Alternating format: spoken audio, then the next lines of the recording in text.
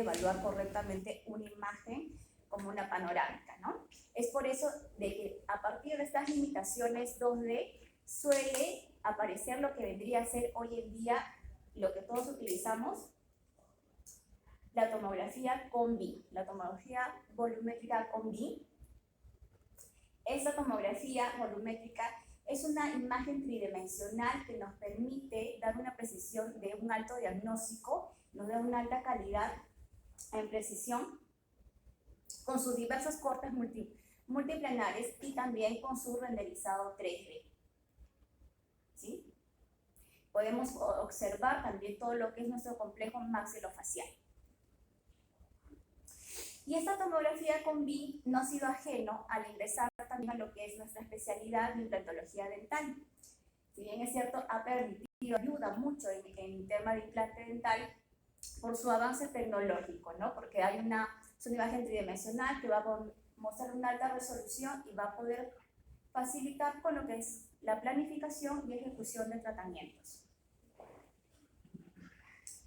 Pero antes de poder hablar un poquito sobre lo que es la planificación de implantes, es importante saber cómo se llega a formar una imagen tridimensional en tomografía.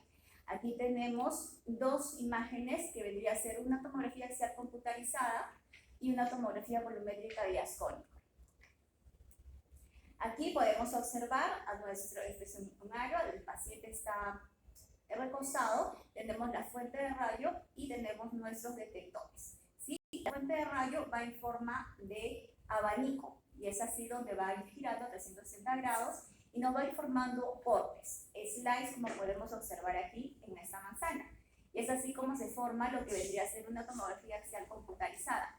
A diferencia de una tomografía volumétrica diascónico, que también tenemos aquí nuestra fuente de rayos X, pero si pueden observar la emisión de los rayos es en forma de cono. Es ahí donde viene el nombre de ascónico, que ya no tenemos estos detectores, sino tenemos una placa, un receptor grande, el cual va a permitir girar y nos va a dar cortes al momento de adquirir, nos va a dar un volumen y de ahí nos va a presentar cortes. Es por eso de que la tomografía axial computarizada, lo primero que se obtiene son cortes en forma de slide para luego tener un volumen tomográfico, a diferencia de lo que debería ser la tomografía volumétrica de ascónico, que lo que primero que obtenemos es un volumen tomográfico para luego poder realizar nosotros cortes multiplanares y poder hacer nuestra reconstrucción 3D. Y también es importante entender de que las unidades de una tomografía tenemos lo que es píxel y voxel. El píxel son las unidades mínimas de una imagen 2D. ¿Sí? A mayor número de píxeles nos va a formar una imagen no tan de alta resolución. A diferencia de un voxel, que el voxel es lo que va a formar lo que vendría a ser la tomografía de ascónico, porque a mayor número de voxel vamos a tener mayor resolución de imagen.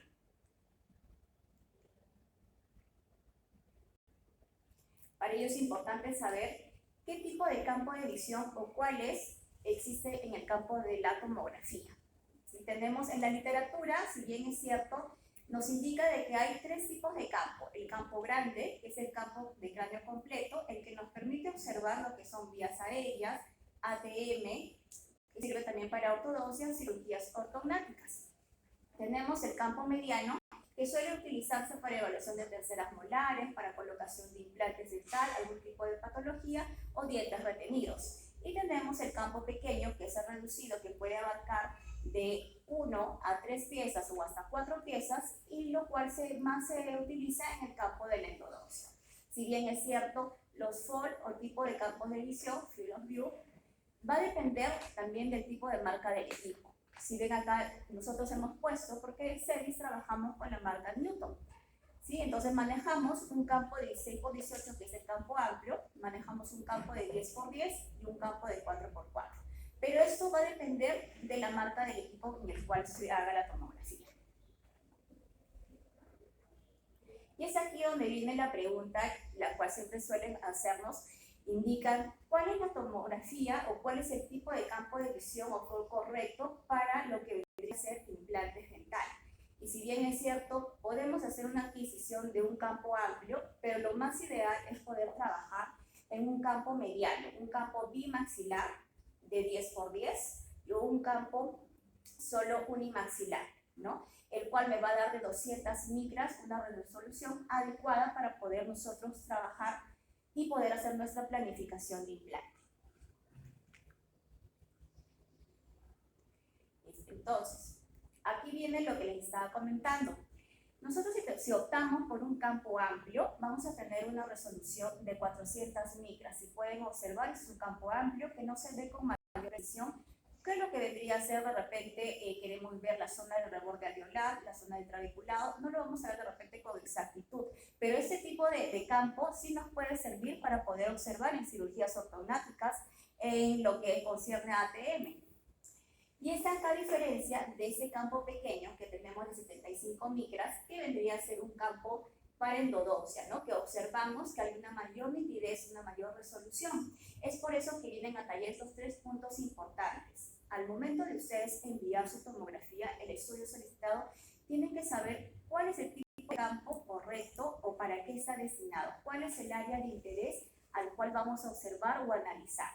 Y si es que tienen un diagnóstico presuntivo, eso ayuda mucho para poder nosotros también orientar y poderles decir qué campo es el indicado para que puedan realizar su estudio, ¿no? Algo que es muy importante, el tamaño de boxer sí es importante porque al menor tamaño de boxer vamos a tener una mayor resolución de imagen y va a haber una definición mayor, ¿no? En este caso, en implantología, lo que vamos a trabajar es un campo mediano que tiene de una resolución de micras de 150 a 200 micras.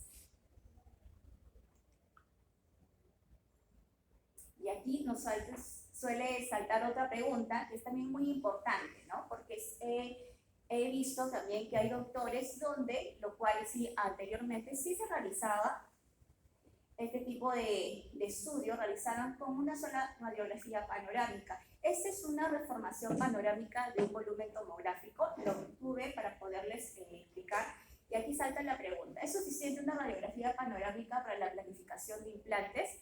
Si bien es cierto, en la zona anterior que podemos observar, digamos, tenemos la longitud del reborde alveolar, pero solamente tenemos una vista anterior, ¿no? Lo cual ustedes podrían pensar que sí se puede colocar el implante, pero tenemos que tener en cuenta que no solamente tenemos esta vista, tenemos una vista axial, una vista coronal, ¿no? La que nos permite observar la longitud y el ancho del reborde alveolar.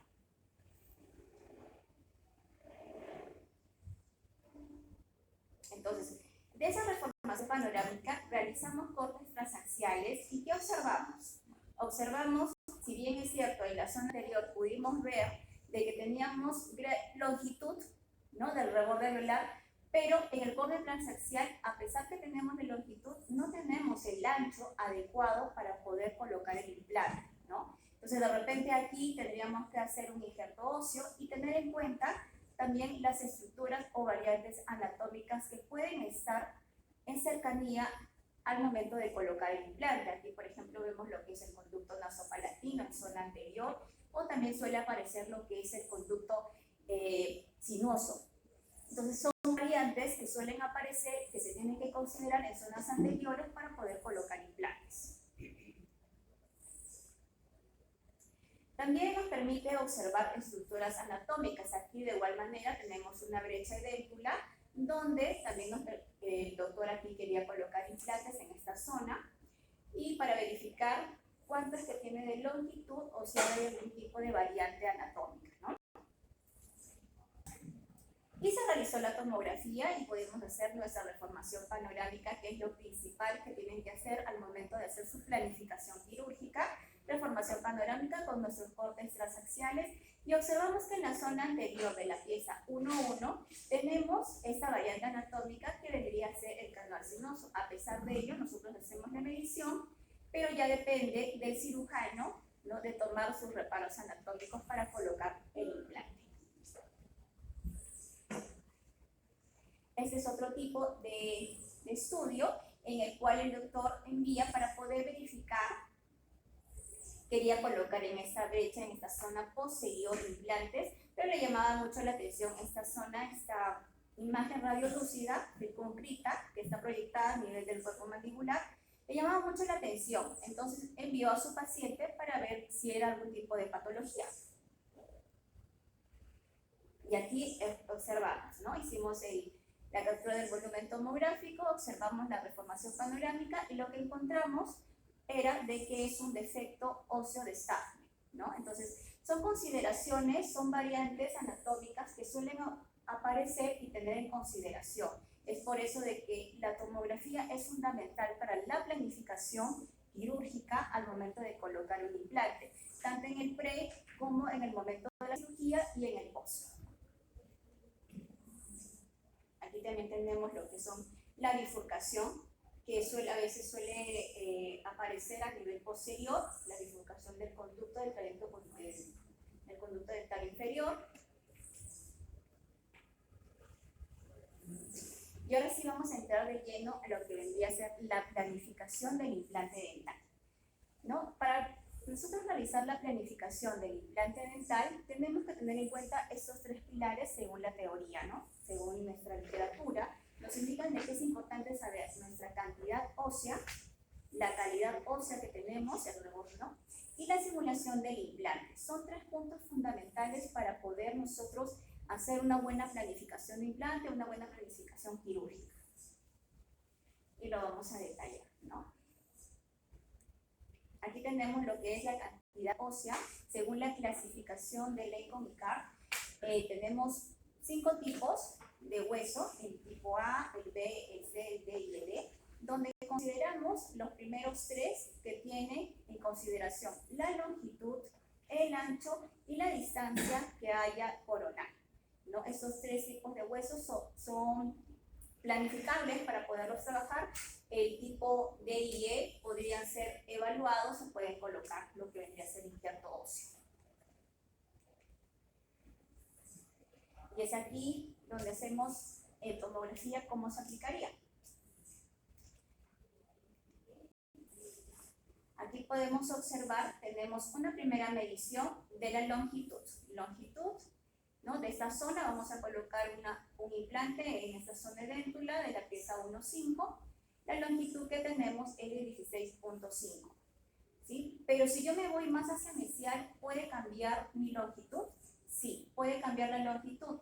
De 16,5 tenemos una longitud de 19,1, ¿no? Y también tenemos lo que vendría a ser el ancho. Y si me voy hacia distal, ¿cambiaría? Sí, cambia relativamente, igual de 16,4. Entonces, esto nos ayuda para poder observar la proporción adecuada de en qué lado podríamos considerarlo, si puede ser mesial, central o distal. Y aparte de ello, aparte de ver la longitud y el ancho del reborde, es importante tener esta consideración que es la distancia coronal, ¿no? Que es la parte de corona a corona, de mesial a distal, y la parte de porción apical si tenemos el espacio indicado. Si es necesario hacer alguna inclinación al momento de colocar el implante, o cuánto espacio tenemos en la porción apical, si no vamos a colocar muy paralelo a la porción apical.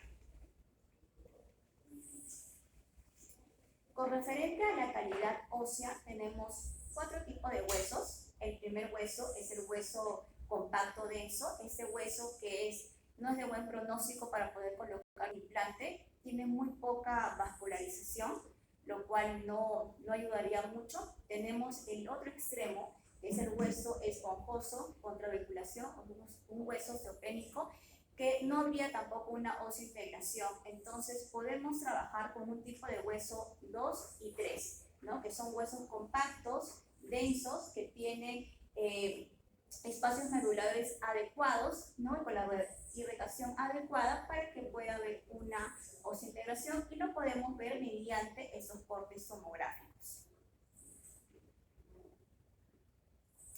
Y esta calidad ósea, ¿cómo lo podemos llevar hacia la tomografía? Si bien es cierto, en los softwares se han podido observar, tenemos también lo que vendría a ser las unidades de Humphrey, pero nosotros en odontología no utilizamos unidades de Humphrey, utilizamos escalas de Humphrey. Las unidades de Humphreys suelen utilizarse lo que vendría a ser en tomografías médicas. Eso viene abarcado en lo que es el tipo de hueso. Va a depender, si tenemos menos, mayor a 600 escalas de Humphreys, es un tipo 1. Si tenemos entre 200 y 600 de escala de Humphrey, es un tipo 2 y 3 huesos adecuados para poder trabajar. Si tenemos menos de 200, es un tipo 4, un hueso no idóneo para colocar implantes. Y esto lo podemos verificar en lo que es la calidad ósea. ¿Sí? En nuestro software tenemos lo que es la escala de unidades de Humphreys. Esto es, aquí nos van a indicar, hacemos un trayecto, pintamos la zona donde se va a colocar el implante. Esta zona es la P36, zona es una brecha déntula, ¿no? Vamos a poner nuestro cursor ahí, vamos a medir esta zona y cuánto tenemos de hueso, si es un hueso idóneo para poder trabajar. Y aquí podemos observar que la media nos da 319 de escalas de Humphreys. Entonces es un hueso tipo 2 en el cual podemos colocar el implante. Aquí ya hemos colocado nuestro implante y sigue igual a medida de las escalas de Humphreys. Y aquí ya tenemos nuestra planificación, ¿no? Ya hemos simulado nuestro implante en esta zona a trabajar.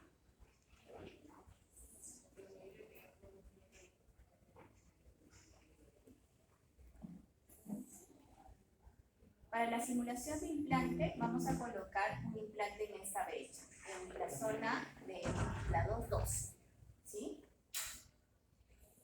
Realizamos nuestro corte axial, que es el segundo paso, donde vamos a hacer la medida mesiodistal, cuando tenemos, ¿no? 7 milímetros acá, en esta zona adecuada, de corona a corona.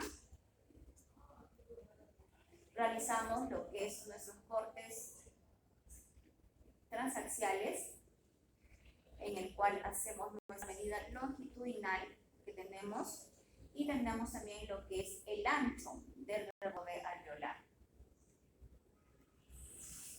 Hacemos la simulación de implante, que lo vemos aquí en nuestra reformación panorámica, que encaja adecuadamente.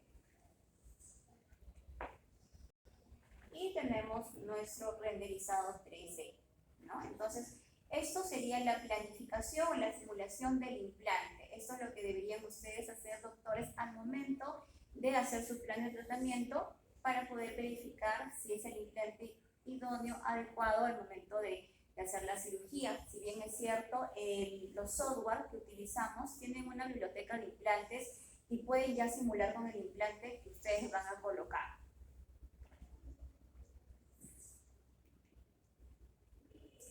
Aquí unos par de casos clínicos, ¿no? En el cual aquí, ¿por qué también es importante pedir una tomografía después de realizar ya la colocación del implante?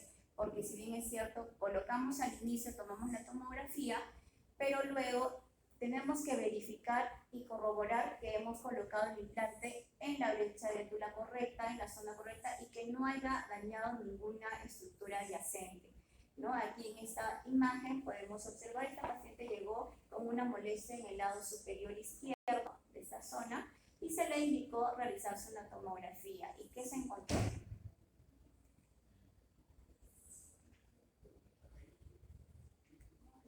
Realizamos nuestra reformación panorámica y ya podemos observar, ¿no? Aquí que tenemos el seno maxilar, que hay una ligera proyección, prolongación aquí del implante, y realizamos nuestro corte coronal. Ese corte coronal que observamos en la zona 2.6, que hay una prolongación de la porción apical hacia lo que vendría a ser el piso del seno maxilar, ¿no? Y en ese corte sagital también observamos de la misma manera. Entonces, aquí no tuvieron el reparo anatómico de que es mantener el margen de seguridad, que es 2 milímetros como mínimo para poder colocar el implante. Esa era lo que le generaba la molestia a la paciente. Entonces, es por eso de que es importante también pedir una tomografía pre y post quirúrgica. Aquí también este es otro tipo de caso que también en la zona anterior también presentaba molestia a la paciente. le colocaron el implante en esta zona de la 1-1 y ¿qué observamos? ¿No? Tenemos nuestra deformación panorámica, vemos la proyección, la prolongación del implante y también estamos observando que el implante está, la porción apical, tiene una continuidad con lo que vendría a ser el piso de las fosas nasales, ¿no? Tanto en un sentido corte coronal, en un sentido sagital, vemos cómo sobrepasa la zona de las fosas nasales, y en el axial vemos que la porción apical está en continuidad con lo que vendría a ser el conducto nasopalatino en esta zona de aquí. Aquí está la proyección del conducto nasopalatino y está ligeramente ya entrando a esa zona. Era por eso que la paciente también tenía esa molestia en la zona anterior.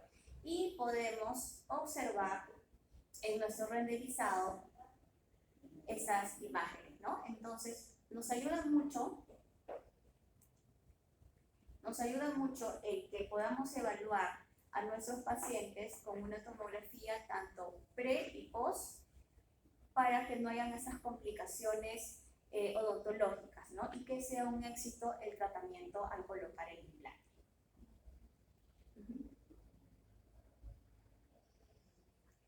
Y eso sería todo, doctores. Creo que fui muy rápido, pero por ahí tienen preguntas y vamos a ir contestando. Ajá. Sí, doctor, dígame. ¿Cómo sobre el Hanfield, cuáles son los valores normales o varía en cada porción? O sea, en la parte anterior necesito una medida, en la inferior otra, en la posterior. ¿Y cómo mido el Hanfield? Vamos a poner las unidades de Hanfield. Creo que es lo que siempre hay esa duda. Aquí está. Nosotros trabajamos con este cuadrito siempre, ¿no? Al momento de evaluar el tipo de hueso, que son las unidades de Hanfield. Entonces, tenemos este parámetro que va el tipo 1 y el tipo 4. Lo normal en la zona posterior,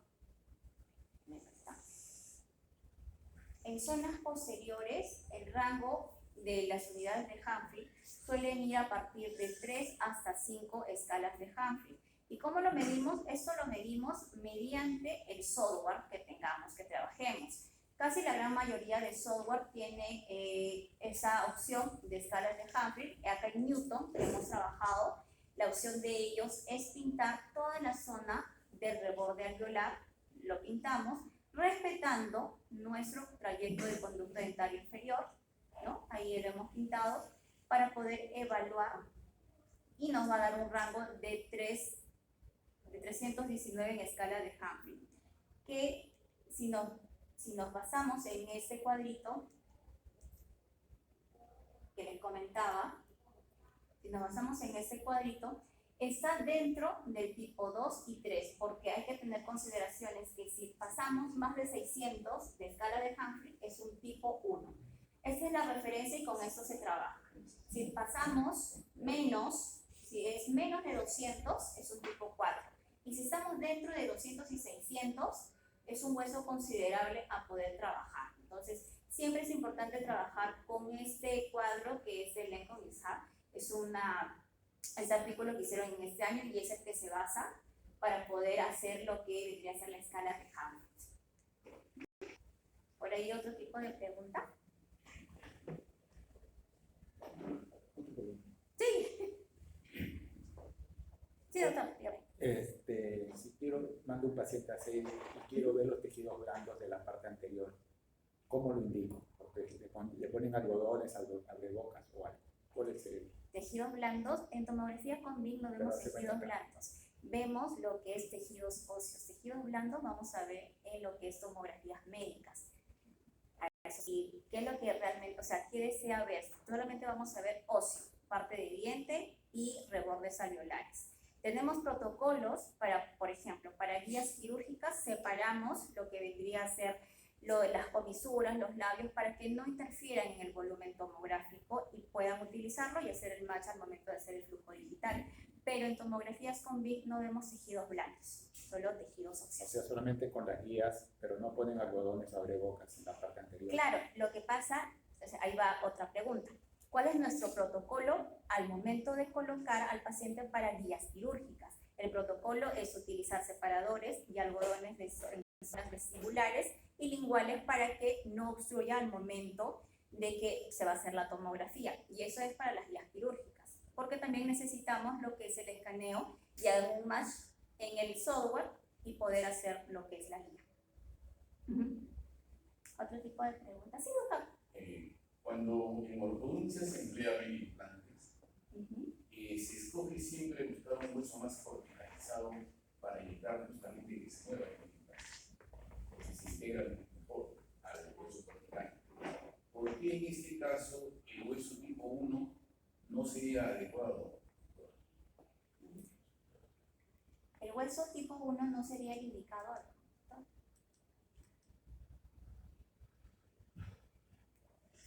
Ese vendría a ser el tipo 1, que es un hueso compacto denso, que es poco vascularizado, lo cual las trabéculas son muy pequeñitas y no va a permitir, al momento de colocar el implante no va a tener soporte y se va a caer. Es en esa zona. Igual que en esta de acá, dirían ustedes, pero acá sí tiene un poco más espacioso. De igual forma, como es un hueso esponjoso, igual cae el implante y no hay desintegración. Es por eso, doctor. El tipo 1 sería por el tema de la falta de los implantes. ¿Pero hay otra pregunta? En la tomografía yo puedo ver un hueso tipo 4. Claro, doctor, sí se puede observar lo que hemos visto anteriormente.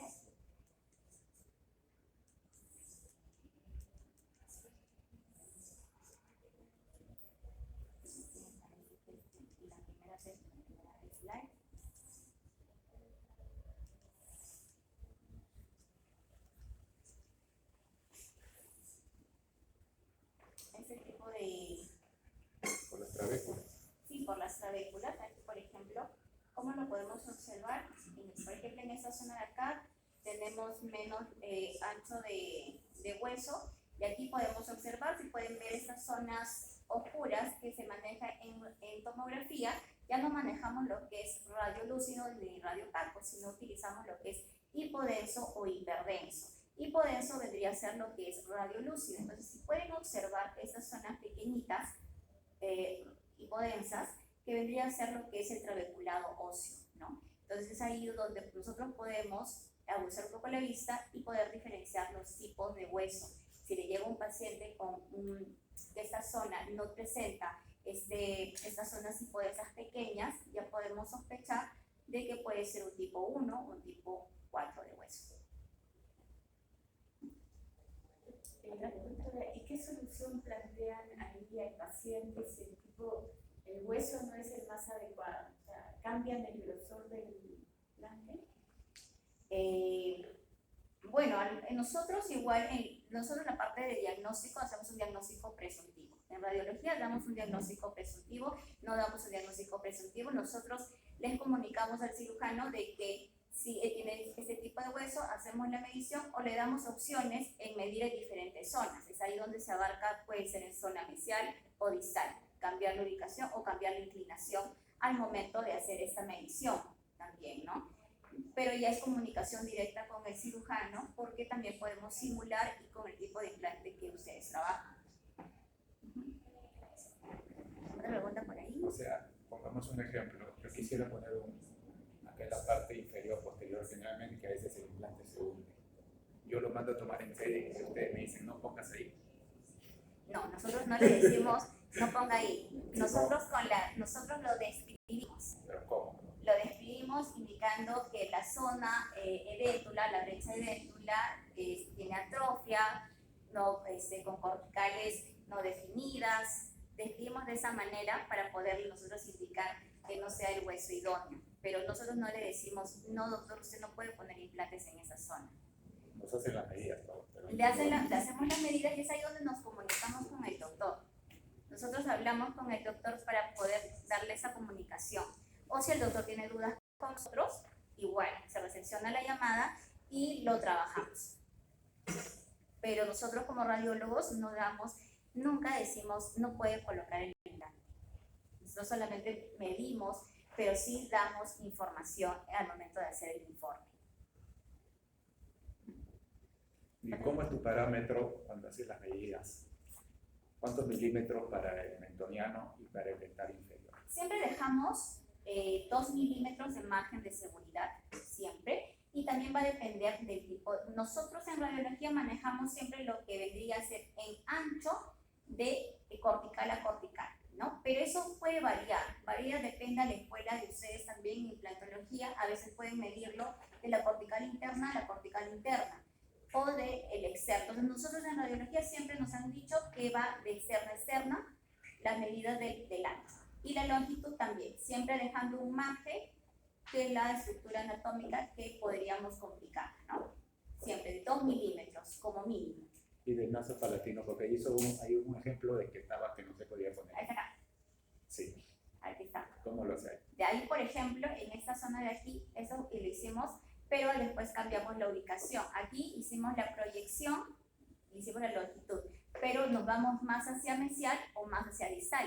Movemos lo que vendría a ser aquí en nuestro corte transaxial, ya movemos y podemos buscar si no nos afecta. Por ejemplo, aquí en esta zona de acá, en la pieza 2.1, ya no vemos lo que es vendría a ser el conducto sinuoso, es cambiar. Por eso les comentaba que es muy importante, al momento de que ustedes van a realizar sus medidas, tienen que tener 3 medidas, una mesial, central y distal, porque suele ocurrir ese tipo que pueden presentarse las variantes.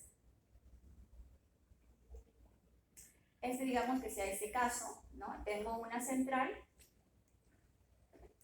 y tengo una mesial que cambió bastante en la longitud. Entonces también al momento de poner otra medida en mesial puede ser que ya no me abarque la estructura, la variante del canal sinuoso.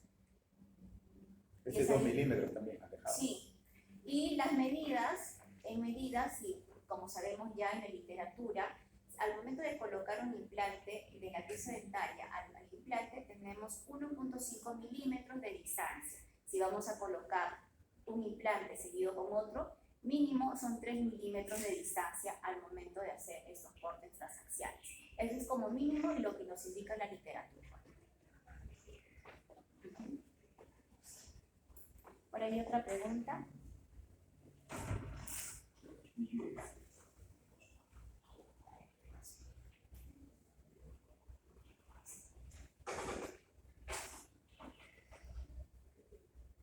Bueno, espero que haya sido de utilidad el hablar un poquito sobre introducción en tomografía sobre implantes, ¿no? Este es un tema también en tomografía es amplio, también el manejar el software.